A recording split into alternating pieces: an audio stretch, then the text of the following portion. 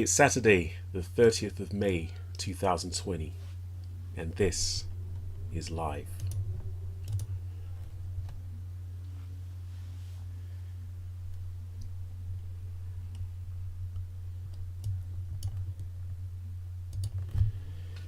Hello everybody, once again, this is the guy known as SilentMode, and this is the second time I'm doing a live stream. This time it is exclusively on YouTube, and thank you, whether you're watching live or on the replay, for joining me. And this one is going to be rather short this time. I know the last one was just over an hour. I don't think it's going to take that long, but I've got a couple of very simple builds for you this time. Now, before I get started, I wanted to talk a little bit about what everybody calls the lockdown period and my biggest lesson learned from that period. Unfortunately, I think a lot of people haven't really learned because things have been relaxed a little bit. I'm in the UK, by the way. Things have started to become a little bit less restrictive or more relaxed. And from what I've seen when I've been outside, people have just been going back to what they were usually doing, not respecting people's boundaries. How's it going, Camel Boy? But anyway, I wanted to talk about my biggest lesson learned from the lockdown period. And I think it's very straightforward. The biggest thing I learned was that it doesn't matter where I'm at in terms of ideas, in terms of things I want to do, etc. The most important thing is to get started. I tend to fall into the trap, whether it's Lego or otherwise, in thinking that I have to have a particular item, a particular tool, some special secret ingredient in order to get started. And if we're absolutely honest, it's not really the case. I think about when I was younger, much younger, and I didn't have access to all the fancy tools and things, when the internet was just an idea in someone's head. But I really wanted to make various things. I didn't have access to tools and materials and things, and I didn't have the skills. So what I did as a child was I improvised. I used whatever I could get hold of, whatever I had to hand. I'm good, thank you. How are you? So just speaking to Camel Boy. Yes, I used whatever I had to hand, so I made things out of cereal boxes and cardboard boxes and anything I could get my hands on. And it wasn't the same as using bits of wood and plastic, etc. But I managed to realize those ideas. And if we want to relate this to Lego, there have been many times when I've looked at other people's models online and especially seen all the praise that they get, and I thought to myself, well, I can never build something that complicated or that detailed. But I think the most important thing, and the advice I would bestow upon anybody in the hobby, is just to get started. You know, you don't have to have all the fancy tools, the fancy techniques, even the correct parts. I think it's the most important that whatever idea you have in mind, just think of something you can do to get started. But yes, I can actually relate this to this live stream. Actually, as you may have gathered from my last live stream, I had the idea of doing this because I saw other people doing live streams. Was never invited to any of these live streams, but they had lots of people watching, I'd imagine. And the thought was in the back of my mind that if I had attempted to start a live stream, nobody would watch, that I'd get very few people watching. Or maybe the opposite, that people would actually be curious enough to watch and I'd have thousands of people interacting and watching and so on. The fact is, I would never have known if I didn't make a start. And what ultimately inspired me to do the live stream was thinking about some of the more popular YouTubers, some of the more popular figureheads in the Lego community. They all had to start from somewhere. Similarly to the last live stream where I had some technical difficulties, I've seen older videos of popular YouTubers and they had very basic setups. For example, you know, some of these popular people, they have elaborate setups with multiple cameras and microphones and, you know, all kinds of things. I can be absolutely honest. Right now I have a microphone, I have a webcam just here, I have 2 lighting units, one in that corner, one in that corner. And this table, it looks like a nice solid table, but it's just a piece of foam core, and it's stacked on top of some really useful boxes. The point is that you don't have to have an elaborate setup. You don't have to have all the fancy tools and things to get started. The most important thing is to get started. And you know what? If it works out, then you can improve. Then you can upgrade. If it doesn't, then at least you've tried. And that's the most important thing I've learned from this period. I have just about everything I needed to get this done. I did have to buy a webcam, by the way, and that was ridiculously difficult. But I did get started. So again, that's the thing I learned, and that's definitely the bit of advice I'd bestow upon anybody. In a similar vein, I would also encourage you to support people. I'd encourage you to support anybody whose content you like, not just the popular people, not just the underdogs. If you see a video online that you like, give them a thumbs up, leave a comment, because you know that's how people get started. You know, if somebody does something right, let them know that they've done something right. That's all I'm going to say. And yes, absolutely agreed. Practice and hard work pays off. It is definitely better to earn results. I do think, however, that encouragement is incredibly important, and there have been a few people who've been really encouraging, and I want to thank them personally. Anyway, enough rambling. Let's get on to the build for this fortnight. As I mentioned last time, it is my 10th anniversary as an adult fan of Lego, and one of the things I wanted to build before the month was over was some kind of commemorative model. So here it is.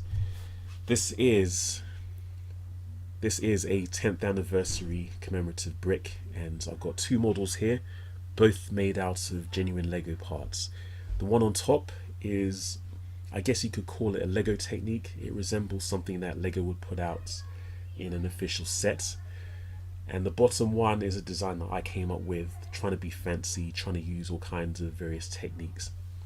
Now, I had thoughts about making a SilentMode video of both of these, but I thought this would be a good one to do on the live stream. These shouldn't take very long.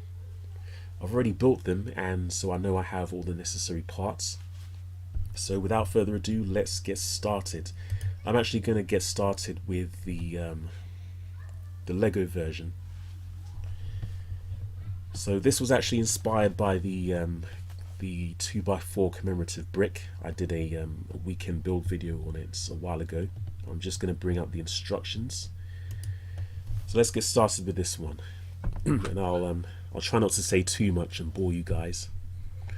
So we start with a 1x16 brick. Oh, hold on. Excuse me. Now we start with this 1x12 plate. Let me see. I have the instructions as a PDF, so I'm just going to scroll through here. Right. So we put the brick together as so. Got a collection of 1x3 and 2x3 plates. Ideally, I would have liked to have used the new 3x3 plates, but it doesn't come in very many colors at the moment, nor does it come in the colors that I would have liked.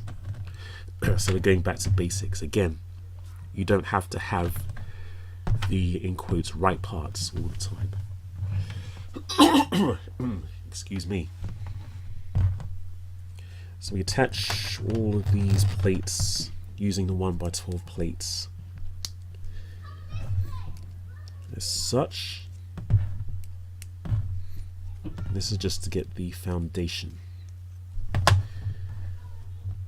Right. Oh, I have to be mindful of where the camera's pointing. Right, so on top of this, again, filler bricks. I've got 2 1x4 bricks and 1 1x6 brick. The 1x6 goes right in the middle, and the 1x4's on either end. Okay. And on the end of these, I'm going to put the remaining colors. So we have blue on this side and yellow on this side.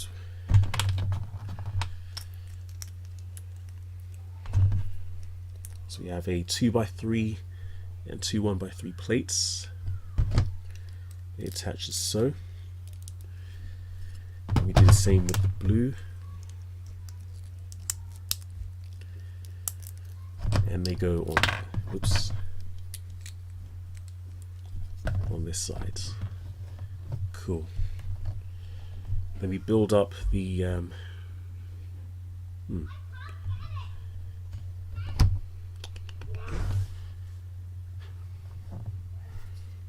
dear me, have we run into another technical difficulty? This is crazy. Let's persevere.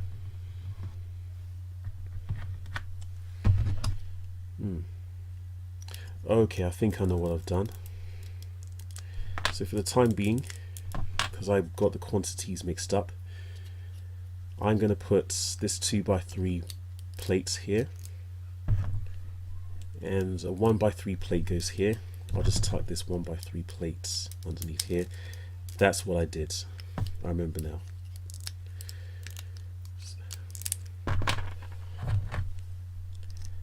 Similarly, that goes under here for blue plates, 1x3 plates here, and other plates here. Yes, indeed. So that's the foundation for this brick.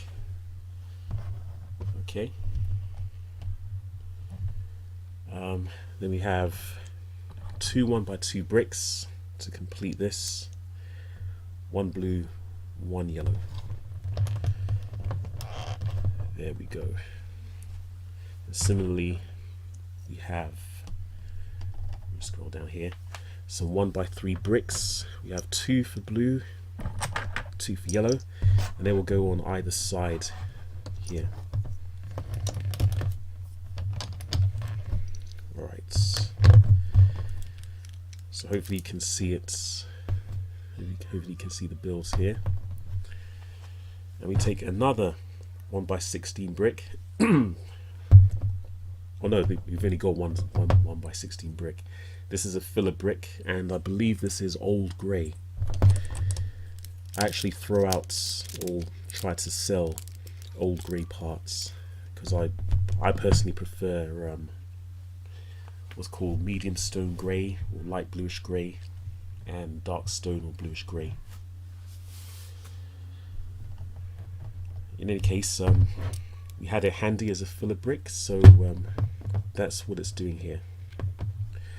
And similarly, we will fill in this gap here with the remaining colors, as well as this one here. And for the most part, we have some more 1x3 bricks in the remaining colors. Let's start on this side. Whoops. Schoolboy error. I'll just put that here. I can fix this. I missed a step, didn't I? Yes. Under these bricks, we're meant to add another 1x3 plates for each colour. Good thing we caught it at that moment. So we have a purple one here. We have a black one here. Oops. Let me make sure I get this in shots. A dark stone grey plate here and a white plate here. I'll do the same on the other side. I actually prefer the, I guess you could call it the brick owl way of calling the new grey colour. They use they use stone instead of bluish, which is a brick link term. I just think that just because there's a very light bluish grey, which is only used for mindstorms as far as I know, it makes more sense to call it a medium stone grey. In any case, I'm adding the 1x3 bricks now. So this completes one side, and we'll do the same for the other side.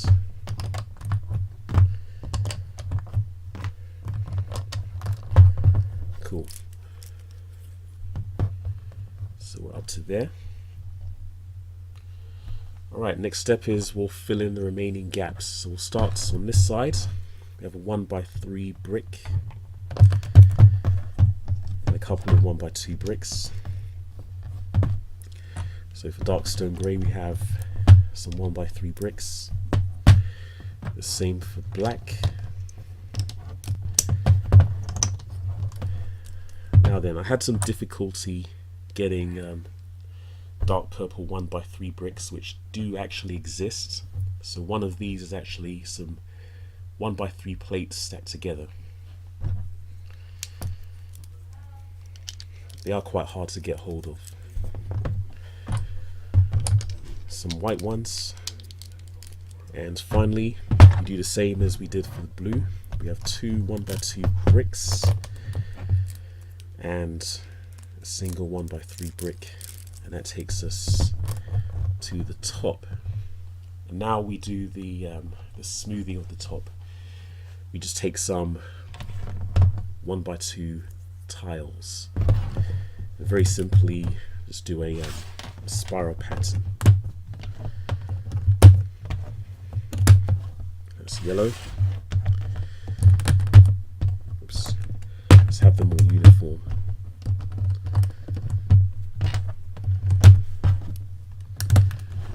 Oops. Okay. Let's do purple.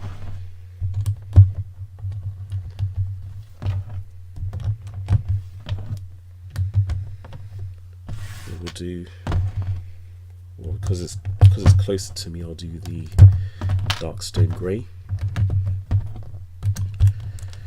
Then I'll do black.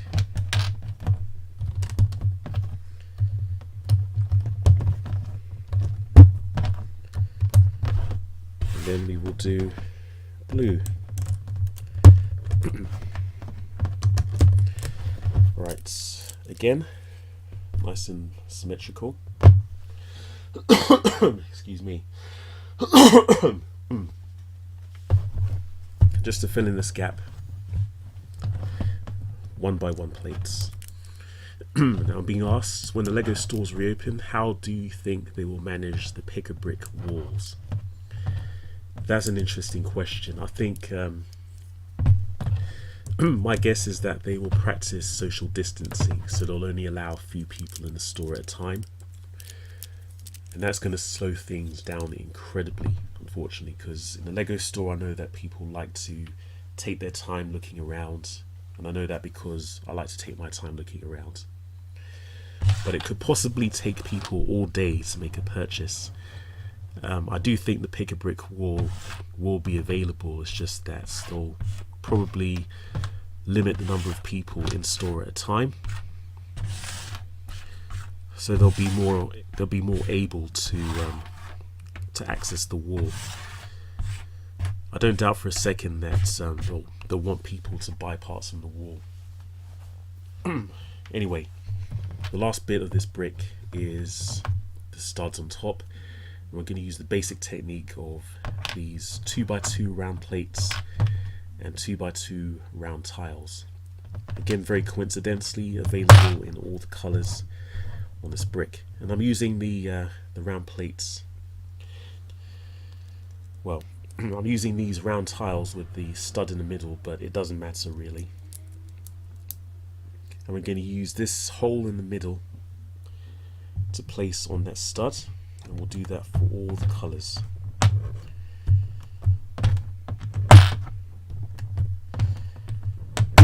Oops. So very simply,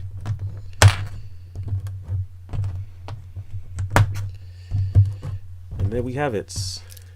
This is what I'm calling the Lego version of my 10th anniversary commemorative brick. It's fairly solid, and this is actually more proportionally accurate than the other one. This is if you take a regular 1x6 brick, this is actually 27 times larger than a 1x6 brick. That is, it's 3 times wider, 3 times longer, and 3 times taller. So that's the Lego version. Now we're going to move on to the, I guess, my version of the brick. Let me just show you again.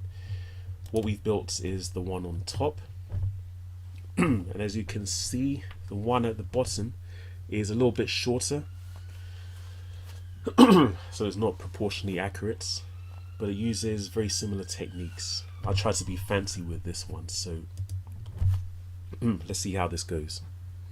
We have the parts over here. I'm just going to bring up some instructions. There we go. So in this case, we start with a 1x16 brick, and both of these are filler bricks. We've got two here. Both of these are filler bricks, so it doesn't matter what color they are. So with the first one, I'm going to attach some 1x8 plates. Doesn't matter what color these are, because again, they're filler. Right, so that's the bottom one. Now for the top one, I'm going to use this part here. This is a 1x2, 1x2 bracket. And I think there's actually 16 of these in this model. I'm going to attach them this way on the brick. With these, it doesn't matter what color they are because they are all filler. You won't be able to see them.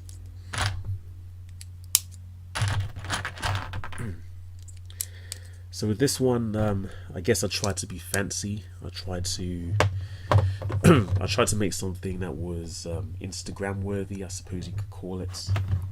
Just showing off different techniques, and I wouldn't have been able to come up with this if I was given all these bricks. At least it would take me a long time.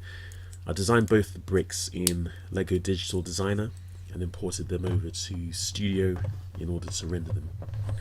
Just added some 1x8 plates to the top of these, and they would go together like this. And on top of those, I'm going to add these tiles. So we'll start with 1x3 tiles for each color, and these will go as follows. We have blue here, dark grey here. Oh no, this will go here. We have black, which would go here. Purple here. White here. Is it there? Nope. One across. And finally yellow. And then we will use 2x3 tiles. Whoops. 2x3 tiles to fill in the gaps. So start with purple. Whoops. We're not going to use the blue one just yet. Dark stone grey, black, and white. So that's this side. So now we're going to switch over to the other side, and this is going to be a rather fiddly technique. We have some more of these brackets here. What we're going to do is attach them to some 1x8 plates, and we're going to attach them using these hollow studs.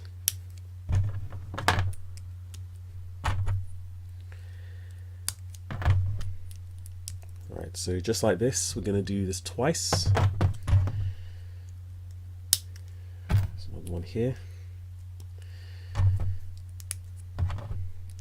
And the idea is that these will sit on here, just like that. But this, obviously there's nothing connecting these two bits at the moment. So these will sit just like that. Alright. And similarly,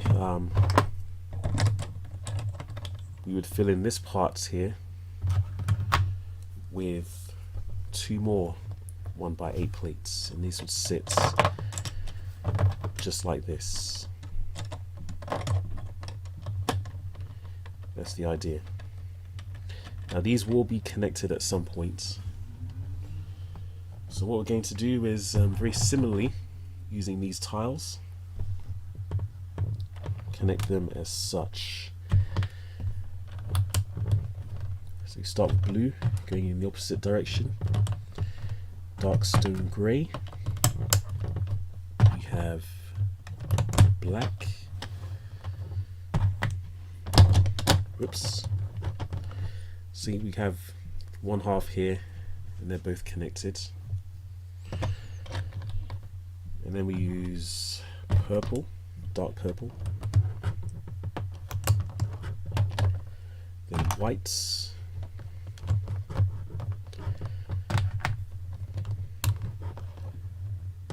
and then finally yellow. Now with both the 1x3 and 2x3 tiles, I was very lucky that they came in these colors. Excuse me. As we remember from last time, the 2x3 tiles were quite a new parts, and when they came in the Caterham Super 7, which I think was the very first instance of them appearing, they only came in one color, which was, I think it was dark stone grey. Don't quote me on that though. So if we turn the brick like this, these parts are still loose, but we will connect them right now. And to do that, we're going to use an assortment of jumper plates and 1x2 tiles. Right, so we just match these up with the respective colors, starting with the yellow. Right, so these, I think it's mainly the 1x2 tile, but that connects this part to the main body. And just for convenience, I'll do the same with the blue side. So we use the jumper plates and then the 1x2 blue tile. And as you can see, it's all connected, albeit loosely. And then we fill the rest with the other parts. So dark stone grey, then black, then dark purple, and then whites. Awesome.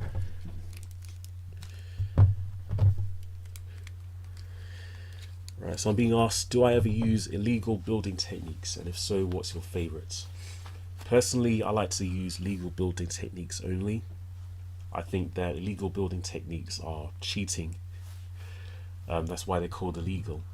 But one thing to bear in mind, when I did my work with DK books, there are some building techniques that are frowned upon by LEGO themselves. When you're building models for those books, you have to follow specific guidelines. And there are some building techniques that they frown upon for use in the book because they focus on having children make those things. I can't think of my favorite illegal building technique, however. I guess the one that makes the most sense is, for example, if you take a tile and you essentially tombstone it between two studs like this. That's the one that makes the most sense, I think. Although, is that really an illegal building technique? I think I've seen that in official sets. But yeah, just personally, I think, as the name suggests, illegal building techniques are cheating.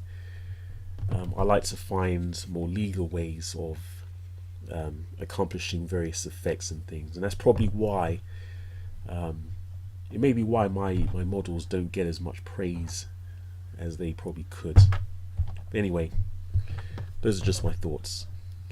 So we're going to fill in this gap here for the blue side, and we're going to use a 1x2 brick that attaches to the jumper plates, and also a 1x2 plate.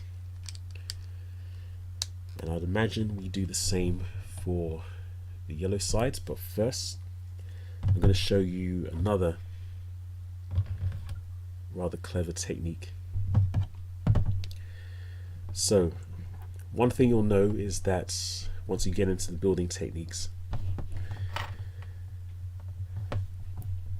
how can I explain this? 2 studs wide is equivalent to 5 plates high, and so here we're going to build a 5 plate high structure. So one brick is 3 plates high, and then we have two 1x1 plates. I'll attach them as so, although the order doesn't really matter. And so here we have essentially a 5 plate high brick that is actually going to fit in here. Now this, if we put it like this, it won't actually attach to anything, except this will line up nicely with these studs here, and we can use that to attach this 2x3 tile as such. And because this tile is attached, it will actually hold this this brick in place, but it will give the impression that these are connected normally. But the reason I did that was just to get a nice shape here. So you could spend all day adjusting these to make it look nice, but that's essentially the technique. And we'll do the exact same thing with the yellow parts here. So 1x2 brick, 1x2 plates. Just stick them here. So we have that. 2 1x1 plates, a 1x1 brick. Just attach them to make a 1x5, so 1x1 by 1 2/3 brick, I suppose. Just place it here, and then a 2x3 tile attaches here, and this is how we get a nice smooth body. So this is the body of I guess the SilentMode style brick, and all that remains is to add the studs on top, and we use exactly the same technique as before. We use 2x2 round plates and 2x2 round tiles. Again, very fortunate that they came in these colors. Now, unlike the previous model, we'll actually attach the round plates to these two studs, and these will offset the studs by half the plates. Excuse me. And it's a simple case of doing the same thing for each of the studs. Now, as you can see here, if you lift this up again, each of these studs connects to the body of the brick by 2 studs, just like that, and it appears to be in the center. Oh my goodness, give me just a second.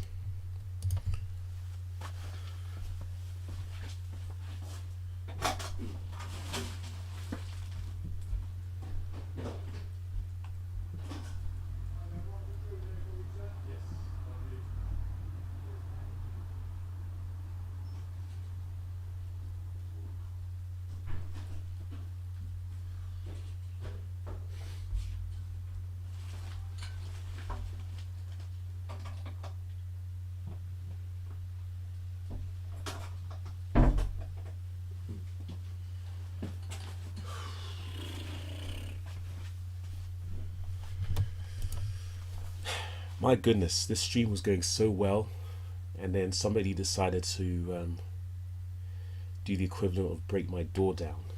How inconsiderate is that? And I guess this is another example of things that people don't learn as a result of this period. Well, we went so long without a technical difficulty, but these things happen. Anyway, let's continue with these studs, and we are almost at the end of this build. Yes, I just had to answer the door for a top secret package. Wasn't expecting it to arrive today, but it is what it is. And so there's one more stud to add, and there we go. Oops. There we go, this is it. So this is the, I guess you could call it the SilentMode style 1x6 10th anniversary brick. If you compare it to the Lego version, you'll see that this one is a little bit shorter. It's about 1 plate shorter, I think. You can't see it there. Yeah, about 1 plate shorter. But they're pretty much identical, I would say. If you take another look at the picture, so we'll have the Lego one on top and the other one at the bottom. Fairly straightforward. So that is it. Both commemorative bricks. Yes, and I told you this was going to be a very short live stream, but yes, I wanted to do this before the month was out. And yeah, thank you very much for joining me. I think this has gone a little bit better apart from that interruption. But yes, if you like the stream, whether you're watching live or on the replay, feel free to leave a comment and like the video, of course. And remember, you can find me on social media, on Flickr, Instagram, Twitter and YouTube, but not on Facebook. So hopefully you have a good rest of the day, and this is Silent Mode. Thank you.